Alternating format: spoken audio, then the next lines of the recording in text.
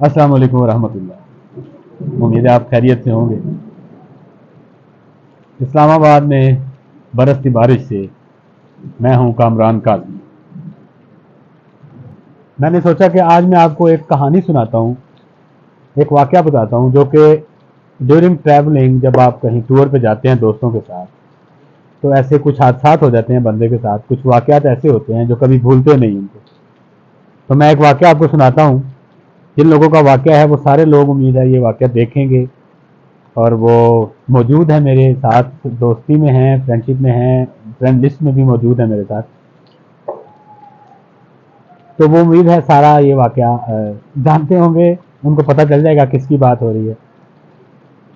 तो अपनी जन्नत मुझे दिखला न सका तू वाइज, अपनी जन्नत मुझे दिखला न सका तू वाइज, कूचाए यार में चल देख ले जन्नत मेरी। शुमाल की तरफ हम दोस्तों ने प्रोग्राम बनाया कि हम सफ़र करते हैं। हमने कुछ अपने प्रोग्राम के तहत सफ़र का आगाज़ किया। वो काफ़िले में को 5 से 6 गाड़ियाँ थी हमारे पास। हम निकल पड़े इस्लामाबाद से, और अपनी मंजिलें तय करते हुए, मैं इसको शॉर्ट करता हूँ, हम बाबू से टॉप पे पहुँच चुके थे। बड़ी खूबसूरत बारिश बरसी है इस वक्त इस्लामाबाद में, बहुत शानदार मंजर है। मौसम ठंडा हो गया, बादलों की आवाज़ आप सुन सकते हैं। हम बाबू से टॉप पे पहुँच चुके थे, तो हमारे हमने एक जो ब्रीफिंग होती है, वो क्योंकि वहाँ से नेटवर्क हमारे पास, हमसे चले जाने थे, नेटवर्क गायब हो जाते हैं वहाँ पे जाके। तो हम सब ने एक ब्रीफिंग एक की। जनाब ऐसा है कि सब लोग रास्ते में इकट्ठे रहेंगे, राब्ते में रहेंगे, गाड़ियाँ एक दूसरे की नज़र में रहेंगी, और इतनी स्पीड या इतनी कम स्पीड या ज़्यादा इसको इस तरह से मैनेज रखना है कि हम एक दूसरे से बिछड़े नहीं, नज़र में रहें, ताकि अगर किसी के साथ कोई मसला पेश आता है, किसी की गाड़ी को ख़राब होती है, तो हम उसको रेस्क्यू कर सकें। यूँ हमने अपने सफ़र का आगाज़ किया। बाबू सर के पास, हम बटाकुंडी के पास थे।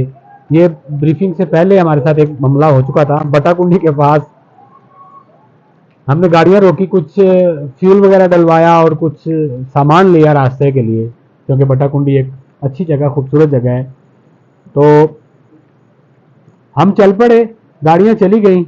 मैं चूँकि जिस गाड़ी में था, हम पीछे थे, काफिले के आखिरी गाड़ी हमारी ही होनी थी, ये तय पाया था। तो हमारी गाड़ी में एक नौजवान कम था।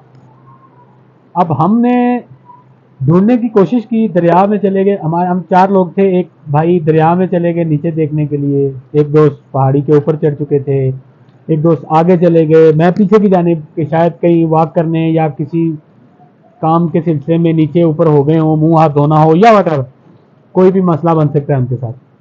हमने खैर करीब 1 घंटा ढूंढा उनको, 40 मिनट, वो हमें नहीं मिले। इस दौरान हमें ये पता था कि हमारी गाड़ियां बाबू सर पे रुकी हुई होंगी। हमने उनको ढूंढा। खैर वहां पे एक दुकान थी, अकेली एक दुकान थी वहां जहां हम खड़े थे, बाबू सर से थोड़ा सा आगे। तो हमने दुकानदार को कहा कि जनाब हमारे एक दोस्त आएंगे, ये हुलिया है उनका, तो उनको आप पैगाम दे दीजिएगा कि वापस नारायण चले जाएं और वहां हमारा वेट करें, हम आ जाएंगे वापस। तो यूं करके हम चले वहां से। हमने सोचा कि थोड़ा सा आगे जाके हमारे एक मौजूद दोस्त बोले, उन्होंने कहा यार नहीं काजमी, एक बार फिर देख लें वापस जाके, शायद वो आ गया हो। हम 10 एक मिनट 5 एक मिनट की ड्राइव के बाद गाड़ी वापस मोड़ी, हम फिर आगे देखा, लेकिन नदारद। हम चल दिए। हमने गाड़ी जनाब आगे चलते गए, तो कोई 2 किलोमीटर के फासले पे हमारा जवान सड़क के किनारे खड़ा, हमें देख के साथ वेव कर रहा है और साथ मुस्कुरा रहा है। हम बड़े सीखपा हुए, गुस्से से पागल हो चुके हुए थे। हम परेशान तो थे ही, हमारा एक बंदा नहीं था हमारे साथ। हमने सारा ढूंढा। अब किसी के जहन में क्या ख्याल आए, दरिया में वो चला गया, बह गया है, दरिया में गिर गया है। किसी के जहन में ख्याल आए कोई जानवर ले गया, जंगल भी था। ख्यालात पे कोई किसी की पाबंदी तो है नहीं, जो मर्जी ख्याल आ जाए। हमने जनाब उसको, भाई को पकड़ा, काफ़ी उनकी खातिर मदारत की, उनको बताया कि कैसे कैसे जो है वो मामलात होते हैं सफ़र में, किस तरह रहते हैं, साथ रहते हैं या दूर रहते हैं। उन्होंने तौबा की, उनको साथ बिठाया हमने सारा रास्ता। फिर हमने उनको, खैर उनका हक बनता था उनको इस तरह, तो हम थोड़ा सा मोहब्बत तो देते हैं उनको, सारा रास्ता हम मोहब्बत देते रहे उनको। बाबू से टॉप पे हम पहुंचे। हमने एक छोटी सी महफिल की, اور اس میں ہم نے ایک دوسرے کو جو ضروری باتیں تھیں وہ بتائیں. اس دوران چونکہ ہم نے اسٹور جانا تھا اور ہم نے جبلوٹ کے پاس جو وہ جنکشن ہے جہاں سے اسٹور کی طرف مڑتے ہیں, ہمارا اگلا پوائنٹ جو اکٹھے ہونے کا تھا وہ تھا جگلوٹ کے پاس. اور اس دوران ہم نے سب نے اکٹھے رہنا تھا اور رکنا نہیں تھا. یہ طے پایا, میٹنگ ہوگی کہ کوئی نہیں رکے گا, سب ایک دوسرے کے پیچھے پیچھے جائیں گے اور نظر میں رکھیں گے ایک دوسرے کو. خیر ہم چل پڑے جی. ہم نے جب ہم وہاں پہنچے, چلتے جا رہے ہیں, گاڑیاں آپس میں کوئی آگے گزر جاتا ہے کوئی پیچھے گزر جاتا ہے, ہم اکٹھے جا رہے ہیں. غالباً 6 گاڑیاں تھیں. تو اچھا اس دوران ہمارے ساتھ کیا ہوا کہ ہماری ایک گاڑی جو ہے نا, وہ جب ہم جگلوٹ پہنچے وہاں جنکشن پہ, تو ہماری ایک گاڑی غائب ہو گئی. گاڑی وہاں نہیں ہے. ہم نے کوئی 40 منٹ 50 منٹ ہم نے وہاں ویٹ کیا. پریشانی بن چکی بھی تھی شدید. اب کیا کریں, سگنل تو ہے نہیں, نیٹ ورک تو تھے نہیں وہاں پہ. اب ہم کیسے دوسرے بھائی کو ڈھونڈیں گے؟ تو جناب ہم نے یوں کیا, ہماری ایک گاڑی انتہائی پریشانی کے عالم میں گلگت کی طرف روانہ ہو گئی. وہاں سے ایک گاڑی ہماری چلاس کی طرف, ایک گاڑی ہم لے کے چلے گئے اسٹور کی طرف, اور ایک گاڑی ہم نے 2 گاڑیاں وہیں کھڑی کر دی کہ اگر کسی بھی گاڑی کا رابطہ ہوتا ہے تو وہاں پہ نزدیکی پولیس چوکی سے وائرلیس کروا دیں گے کسی پولیس سینٹر کو یا چلاس والوں کو, تاکہ وہ پتہ چل جائے کہ ہماری گاڑی ہمیں مل چکی ہوئی ہے. ذہن میں نے پہلے بھی عرض کی ہے کہ خیالات پہ کسی کا کوئی زور نہیں ہے کہ وہ یہ خیال آنا ہے اور یہ نہیں آنے دینا. یوں ہم نے پھر جناب گاڑیاں دوڑائیں. ہم اسٹور پہنچے. اس دوران ہمارے ساتھ والی ایک گاڑی جو چلاس کی طرف گئی تھی وہ بھی چیک پوسٹ پہ پہنچ چکی تھی. ہم اسٹور پہنچے چیک پوسٹ پہ, تو ہم نے ان کو نمبر وغیرہ بتایا گاڑی کا, تو انہوں نے بتایا جی کہ گاڑی یہاں سے 20 منٹ 30 منٹ پہلے گزر چکی ہے. ہم ذرا تیز گئے تو ہماری جان میں جان آئی. اب ہم نے چلاس والوں کو کیسے بتانا تھا اور باقیوں کو کیسے بتانا تھا, یہ ہم سوچ رہے تھے کہ چلاس والوں کی وائرلیس آ گئی کہ گاڑی فلاں فلاں کراس کی ہے کہ نہیں. وہ ہمارے دوست وہاں پہنچ چکے تھے. ہم نے خیر بتا دیا, کوآرڈینیشن ہو گیا کہ ہمارے بندے یہاں پہنچ چکے ہیں, گاڑی گزر چکی ہے, آپ آ جائیں. تو خیر ہم بڑے پریشان تھے سب لوگ. ہم وہاں پہنچے, ہم نے اسٹور میں پہنچے. اسٹور شہر میں گزرتے ایک اور چیک پوسٹ ہے جہاں سے انٹریاں کروائی جاتی ہیں. وہاں پہ ہم نے دیکھا گاڑی ہماری وہاں سے بھی کراس کر چکی تھی. تو جناب ہم پہنچے اسٹور شہر میں.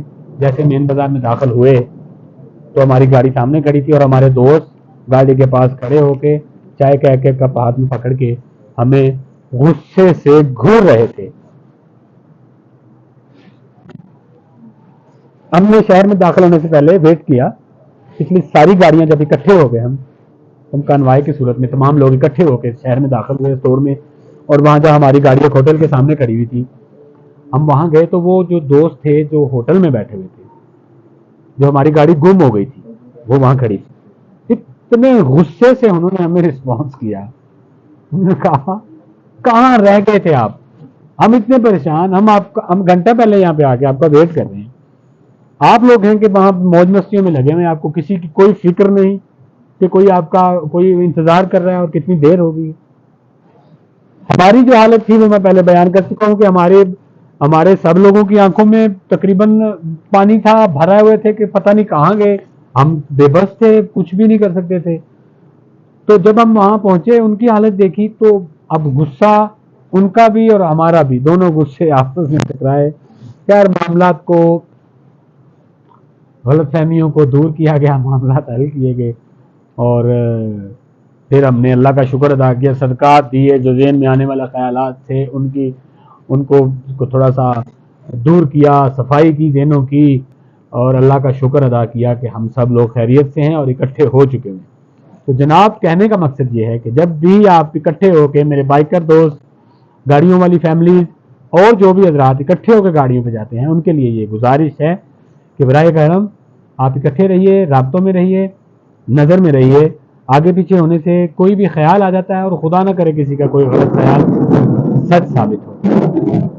کسی اور کہانی کے ساتھ ملتے ہیں, تب تک کے لیے اللہ حافظ. بہت شکریہ.